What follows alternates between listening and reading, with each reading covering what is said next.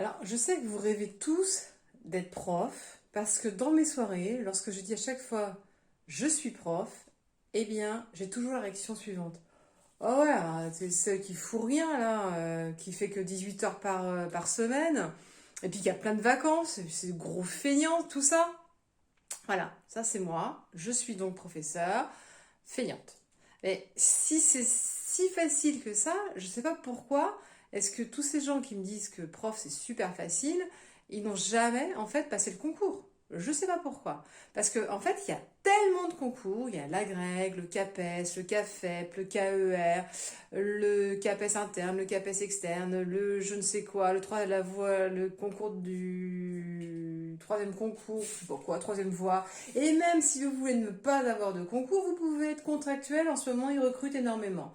Donc, vraiment, ceux qui me disent encore une fois que c'est trop facile d'être prof, je leur demande de déposer leur curriculum vitae au rectorat. C'est tout de suite, ils seront employés directement. Du vendredi au lundi, l'emploi est fait. C'est mieux que traverser la rue comme certains, c'est juste envoyer un petit courrier. Et donc, donc une fois que vous avez obtenu le sésame pour pouvoir enseigner, soit le CAPES, soit votre CV a été retenu par le rectorat, et bien là, vous avez l'ultime chance d'être face à des élèves qui ont entre 11 et 18 ans, voire même parfois plus. Et là, c'est le bonheur. Vous êtes reconnu comme prof. Mais attention, ceux qui passent le concours ont droit à une formation, puisque quand même, on va vous apprendre à gérer la classe, puisque vous ne savez pas ce que c'est qu'un adolescent boutonneux, libidineux, avec des érections incontrôlées, des boutons qui explosent à tout moment sur la joue. Vous ne savez pas ce que c'est ça. Donc, on va vous former à vivre avec ces espèces d'individus qui sont un petit peu monstrueux, quoi. Quasimodo. Parfois, vous avez des Quasimodo dans votre classe et ça fait peur. Donc, on vous explique comment vivre avec eux. Alors, moi j'ai suivi une formation très très bien. Je vais vous expliquer. Donc, quand on fait une formation, eh bien, on est toujours dans la même situation, c'est-à-dire, vous êtes vous un élève et le formateur l'enseignant. Et là, le formateur arrive. Ouais, c'est génial, aujourd'hui j'ai une super idée pour vous, pour gérer la classe, pour qu'elle soit plus dynamique et plus respectueuse et à l'écoute. Je vais vous faire l'exercice de la balle de la parole. La balle de la parole, moi, je ne sais pas ce que c'est. Alors, il nous explique, vous prenez une boule de papier et puis vous la lancez à celui qui va prendre la parole. Les autres, ils doivent se taire. Ok, ça marche ça? Incroyable. Alors il nous fait, bah oui, oui, ça marche, regardez. Alors il bouchonne une petite feuille de papier, il la lance à Christophe, Christophe qui récupère la balle, mais alors comme ça, d'une seule main. Nous est là, waouh, incroyable, Christophe, il a récupéré la balle. Et Christophe fait, ouais, c'est normal, je suis prof de PS. Alors là, tout de suite, bon, d'accord, ok, il a aucune excuse, c'est normal.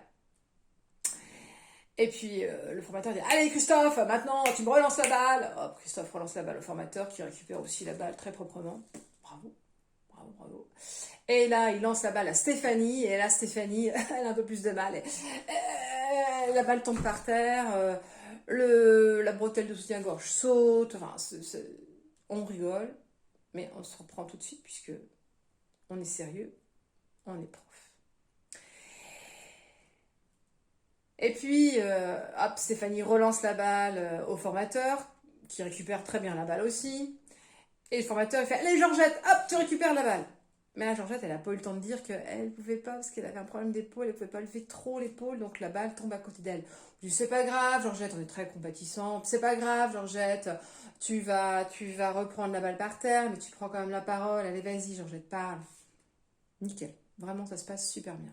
Alors je me dis oui, bon, d'accord, très bien, je vais le faire demain. Allez, hop, le lendemain, ah non, la veille. Préparer le cours. J'ai préparé mon cours avec mon mari. On a tous les deux, en fait, lancé la balle de la parole. Toute la soirée pour prendre la parole. Tu veux parler? Ouais. Hop. Tu veux parler? Ouais. Hop. Comme ça. Et on lançait de différents endroits, en haut, en bas, comme ça. Enfin, c'était une soirée incroyable, quoi. Enfin, c'est... Voilà. Hop, hop, hop, hop, hop, hop. Et à la fin de la soirée, mais on était des pros de la récupération de la balle. Arrivé en classe, donc le lendemain, allez, hop, les enfants, on fait une super activité, on va tous s'écouter grâce à la balle de la parole. Alors les gamins, quand on leur annonce quelque chose de nouveau, ouais, génial, génial, qu'est-ce que c'est même quand ils sont en troisième ou en seconde, ils font, ouais, qu'est-ce que c'est? Voilà, ça c'est les secondes, troisième, hein. Mais ils sont heureux, même s'ils l'affichent pas, ils le sont. Et, euh, et donc, la balle, je pose ma question d'abord, et je lance la balle à Grégoire. Et entre Grégoire et moi, j'avais oublié, il y avait Brandon. Et Brandon, c'est un pilier de rugby. Et donc, quand il a vu la balle passer au-dessus de lui, il n'a pas pu s'en empêcher. C'est un rugbyman, quoi. Enfin, il voit une balle, il faut qu'il l'attrape. Donc, il saute de sa chaise, il attrape la balle, et il perd l'équilibre, et la chaise tombe sur son voisin, qui lui-même tombe sur l'autre voisin. Et là, j'ai toute la rangée qui tombe l'une après l'autre, les élèves les uns après les autres. Ok, on garde son calme, on est super inquiet parce que peut-être que Félicie, Théodore, Rachid sont vers le crâne, cassés 4 pieds, 4 jambes, 5 chaises, enfin, bref.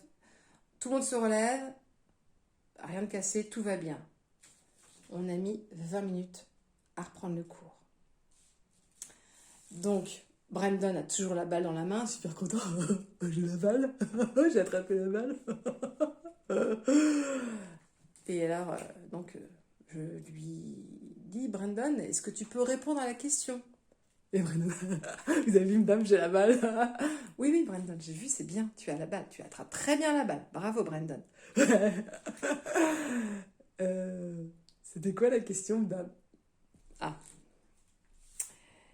eh bien, moi non plus, j'avais oublié la question. Donc, je me dis, il y a un élève sérieux dans cette classe, c'est Grégoire. Alors, Grégoire, peux-tu nous rappeler la question? Grégoire répète la question impeccablement. Alors, je dis à Brandon, maintenant, est-ce que tu peux répondre à la question? Brandon, non, je sais pas, madame, je sais pas. Ok, relance-moi la balle et je vais interroger quelqu'un d'autre. Et là, je lance la balle à Étienne et en lançant la balle, je me rends compte de mon erreur, c'est que Étienne, il est dyspraxique et il va pas rattraper la balle. Et effectivement, la balle lui tombe en plein sur le visage. Et après, les mains se rejoignent face au visage. Et là, toute la classe se met à rire. Et il a fallu 20 minutes pour reprendre la classe. Je repose ma question. Et à ce moment-là, la sonnerie retentit. Le cours est terminé. Je n'ai fait que de la balle, de la parole.